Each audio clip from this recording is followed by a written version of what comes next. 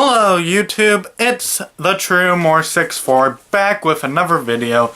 Today I'm going to go over the 2009 story of Bionicle. Now I'm going to put up two disclaimers here.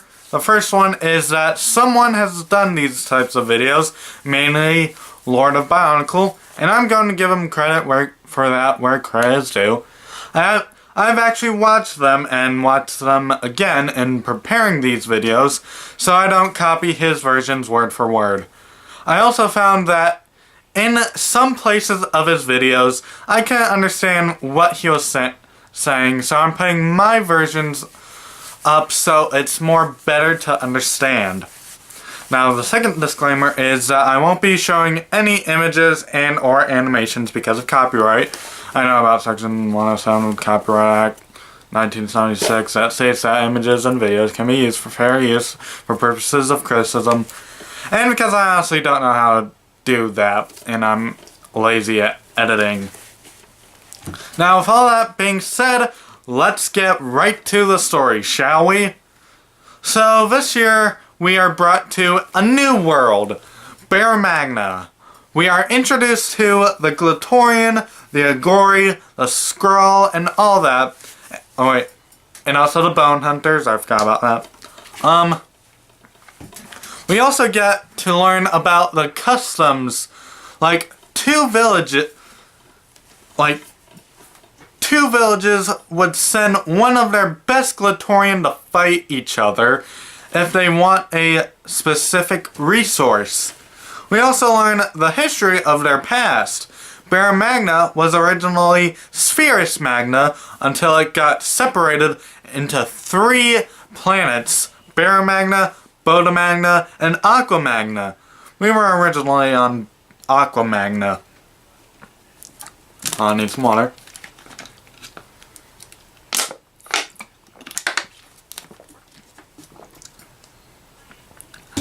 Stay hydrated, folks. So in present-day Bear Magna, we learn about a raid on Volcanus, where the Bone Hunters try to raid the village of Volcanus, like I said, but are stopped by the Glatorian. Now, there was a movie for this year, which was The Legend Reborn. There's also a book about it. Well, based on it. You know, I'm not gonna throw the DVD on the movie. And in this movie, the Mask of Life lands on Bear Magna and creates a new body for Matanui. Matanui then learns how to walk for a few moments and meets with a Scarabax beetle who climbs onto his shoulder and touches his mask and turns into a Scarabax shield. He also names the Scarabax Click. Well, actually later on. He then gets attacked by a Vorox and... Sorry, cleaning my glasses. And he quickly breaks off his tail and the Vorox runs off. Then Metas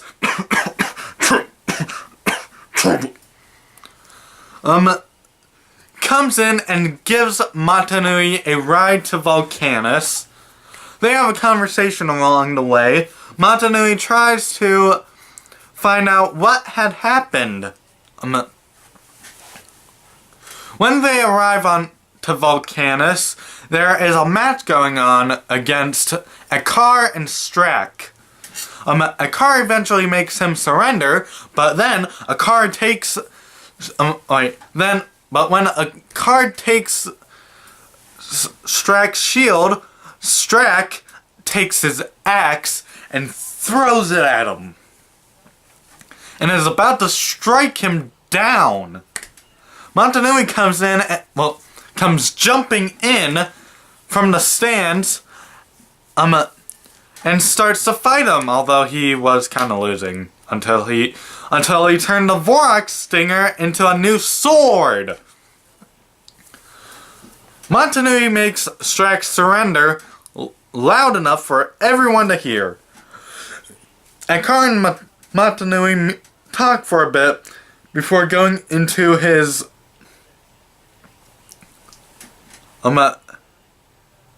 into his place.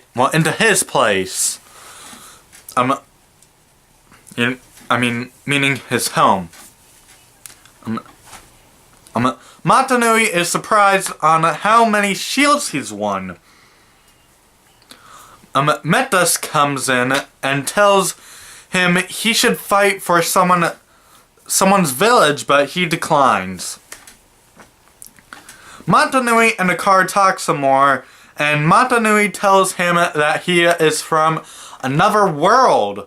Then Kina comes in, screaming, "I knew it!" And she wants him to take her to his village. He responds with, "If it's within my power, I will take you." Kina mentions of a cavern in her village of Tejun. They head over there in the morning, and on the way they get attacked by a Scopio. Hold on. This thing, although it was in...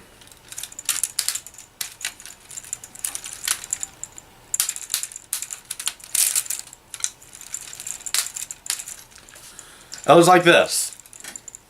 Yeah, big thing. Anyway, one thing is that was just conveniently right next to me, so I just grabbed it just to show it off. Anyway, and also a bunch of bone hunters. They eventually defeat them.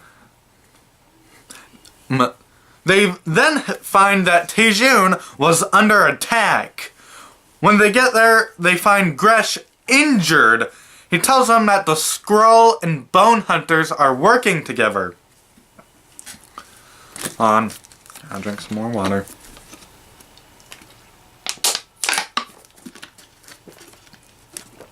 Sorry, I kind of have a sore throat. So, that's why I'm drinking a lot of water. Anyway, Akar says, "That's impossible. Oh, that's impossible. They're rival tribes." They head over to the cavern that Kina told them about, and when they get in there, they set Gresh down on a table in the center. They find Barracks, an annoying Agori who collects things. Barracks fixes Gresh's injuries. Montanui finds a chamber, and when he opens it, and the three go in there, and they find it to be some sort of laboratory which belonged to the great beings. Montanui sees a blueprint on the wall of himself. They then exit the cavern and find Tuma and Bone Hunters working together. They then head to Tejun, not Tejun, Tessara, before they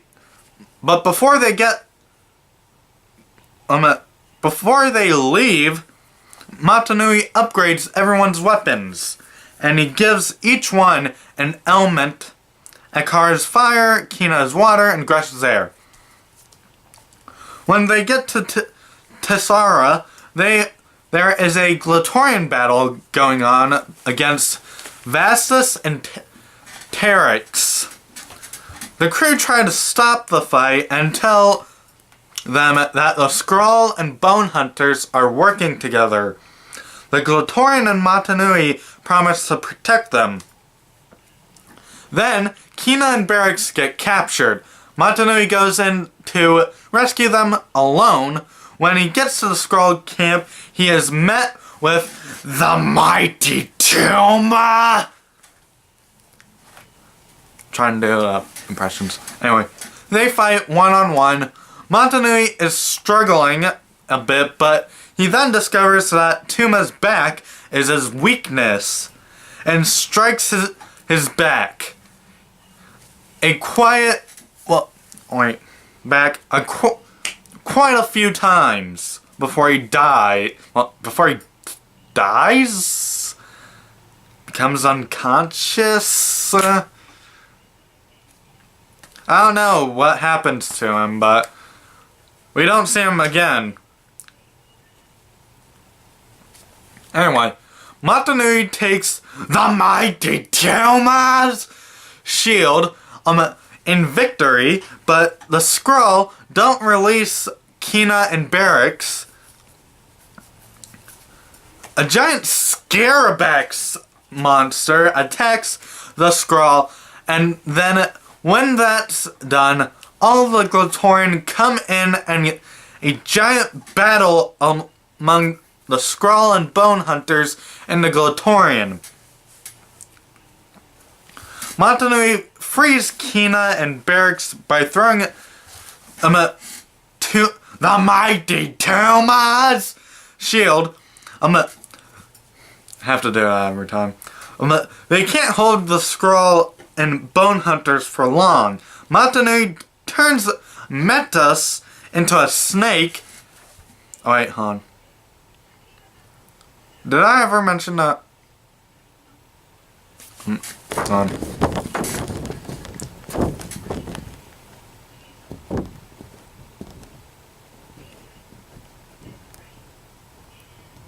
You know, I don't think I've ever mentioned that. About something. Sorry. But after the battle is of between Montanui and Tuma is won. Metas is revealed to be the traitor. Anyway, back to where I was. Montanui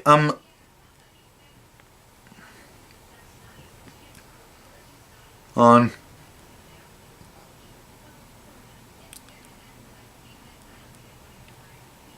Montanui turns Metas into a snake, and as he slivers off, he says, "You may have defeated me, but you'll never defeat my united army."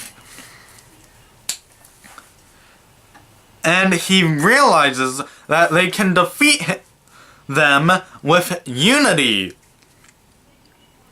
So they place their weapons together and make a giant blast, defeating all the Skrull. In the end, the Agori put all the villages together to form another giant robot. And it turns out this was the the Great Being's first robot that exploded before creating the actual Montanui. Barracks gives Montanui a coin with the Skrull shield symbol, and it turns out to be a map of a maze. And we are left with a cliffhanger as this year is over. Not a great year, if I have to say so myself. I mean, we don't really get that true Bionicle feeling here, but that's basically it. So, join me next time when I go over the last year of Bionicle 2010. So please leave a like, comment your thoughts, and subscribe, and I'll see you guys next time. Later.